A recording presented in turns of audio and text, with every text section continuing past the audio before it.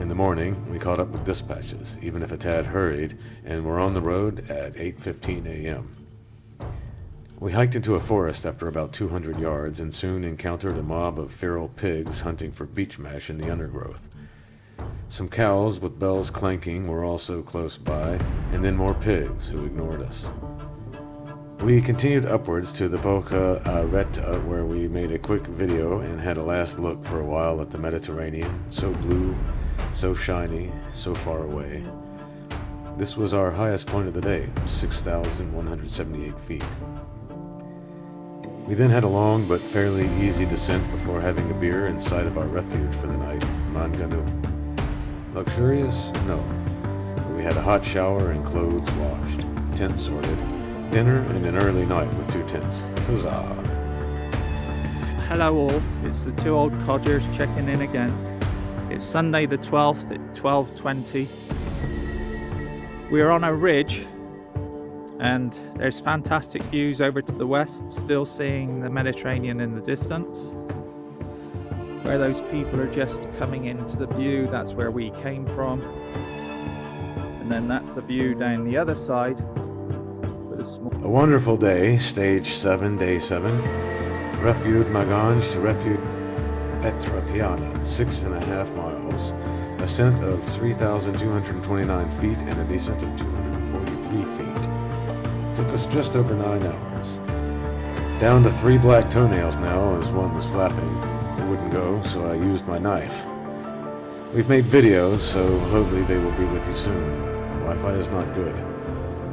A super day began. From a viewpoint, it was the best so far, with fantastic views across the mountains in all directions. As the sun came up, a blue haze hovered above the valleys and forests. Beautiful. The climb out from the refuge was steady to start, but became steeper as we climbed. Boulders and scree needed care, and some of the route required climbing skills. We had to pick our way across slabs of rock to a narrow gap, Boca al Porte, at 7,300 feet. A super view of 2 very blue lakes shortly after. We climbed sharply, crossing steep gullies and other rocky obstacles, including a vertical drop that we abseiled with the use of a chain that is bolted to the rock. Eventually, our traverse and climb brought us to a high ridge, again with stupendous views to the distant Mediterranean Sea. Another 5 hours of similar trekking took us past the second highest point of the GR20 at Boca Muzzella, 7,238 feet, and then to the refuge Petra Piana. Dinner was not to my taste, and the old-style toilets were horrid. However, a fellow trekker from Kent has promised to send £500 to the Jubilate funds. I apologize if my and Derek's reports are not in sync. He, for some reason, is receiving a signal and I do not. Seniority rules? Anyway, it is now Sunday evening and we've just finished stage 7. Other than saying the views are spectacular on all stages, today's on stage 7 were the most spectacular. We even got to see the sea in the east side of the island. Apparently, stage 7 is the next hardest after stage 4. We concur. We were about 4 hours into the day and all up, and it was very hot. We stopped for a water break and then set off again. Then I hear this holler, "Hold up!" I'm dizzy, I'm not seeing straight, so I stopped and began making my way back to Derek. He was already moving and said not to worry. I still had my reading glasses on. It's going to be interesting tonight. The tents are even smaller. Talk about peas in a pod. Hopefully we won't be having lentils or beans for dinner.